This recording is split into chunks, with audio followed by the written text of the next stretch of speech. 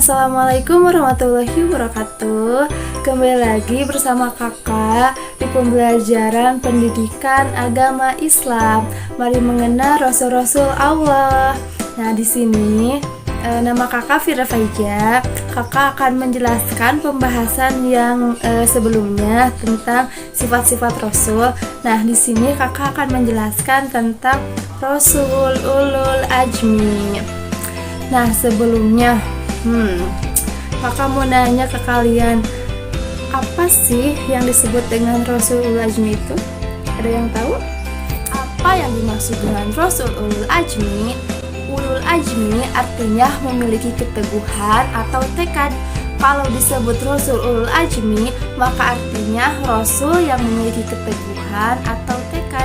Para Rasul Ulul Ajmi memiliki keteguhan, tekad, ketabahan, kesabaran yang sangat kuat, serta teguh dalam menjalankan tugasnya, yaitu menyampaikan ajaran Allah Subhanahu wa Ta'ala. Rasul Ulul Ajmi itu ada 5. Yang pertama, Nabi Nuh alaihi salam, Nabi Ibrahim alaihi salam, Nabi Musa alaihi salam, Nabi Isa alaihi salam, dan yang terakhir adalah Nabi Muhammad Sallallahu alaihi wasallam.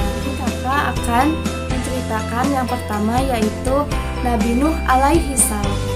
Nabi Nuh alaihi salam mengajak manusia agar menyembah Allah Subhanahu wa Ta'ala dan melarang memperhambakan diri kepada selain Allah Subhanahu wa Ta'ala.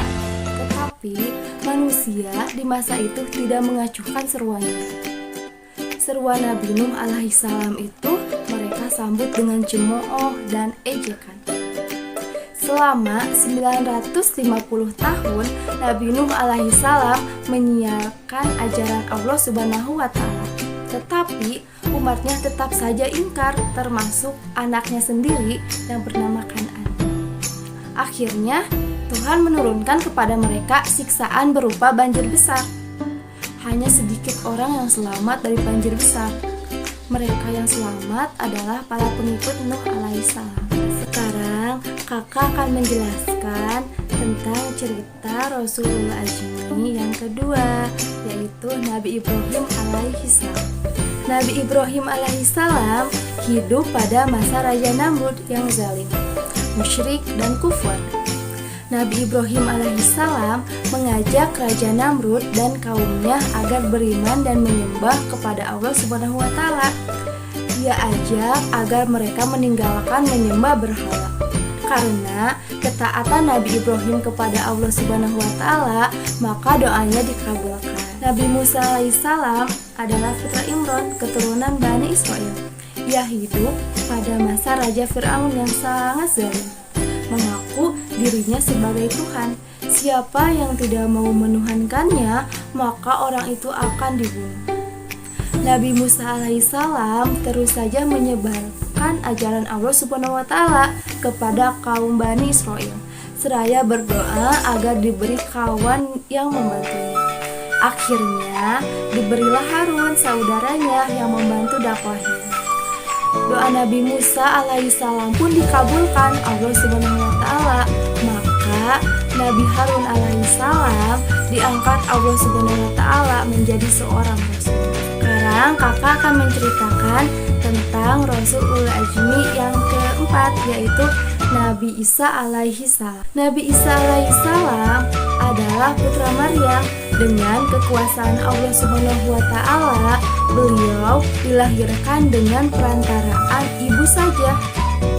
Keajaiban kelahiran ini menjadi ujian kepada manusia, percaya atau tidak kepada kekuasaan Allah Subhanahu wa Ta'ala. Nabi Isa alaihissalam dalam menjalankan dakwahnya diancam dan direncanakan untuk dibunuh. Nah, dengan cara disalib. Namun Allah Subhanahu wa Ta'ala menyelamatkannya, Nabi Isa, dengan cara diangkatnya ke alam goib atau mi'raj. Ternyata yang dibunuh adalah orang yang menyerupai Nabi Isa alaihissalam, yaitu Yahuza atau Iskariot.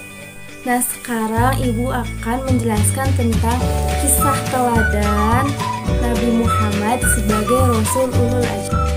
Sejak usia muda, Nabi Muhammad SAW terkenal jujur, tabah, sabar, tanggung jawab, dan pekerja keras sehingga diberi julukan Al-Amin, artinya terpercaya.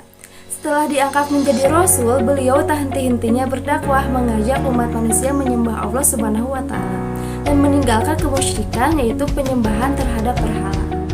Dalam menyiarkan agama Allah Subhanahu wa Ta'ala, Nabi Muhammad SAW sering dihadang, bahkan diancam akan dibunuh oleh orang-orang kafir Quraisy. Abu Jahal adalah orang yang paling membencinya. Pernah ketika Nabi Muhammad SAW sedang beribadah, Abu Jahal dan komplotannya datang sengaja mengotorinya dengan najis. Nabi Muhammad SAW bukanlah sosok manusia pendendam, tidak membalas kejahatan Abu Jahal dan kawan-kawannya dengan tindakan yang sama. Cukup menyerahkannya persoalannya kepada Allah Subhanahu wa Ta'ala. Selain jujur dan pemaaf, Nabi Muhammad SAW sangat menyayangi anak yatim. Nabi pernah mengatakan, barang siapa yang memelihara dan mengasuh anak yatim dengan sebaik-baiknya, kelak akan masuk surga dan tempatnya berdekatan denganku. Nah, demikian penjelasan yang Ibu sampaikan.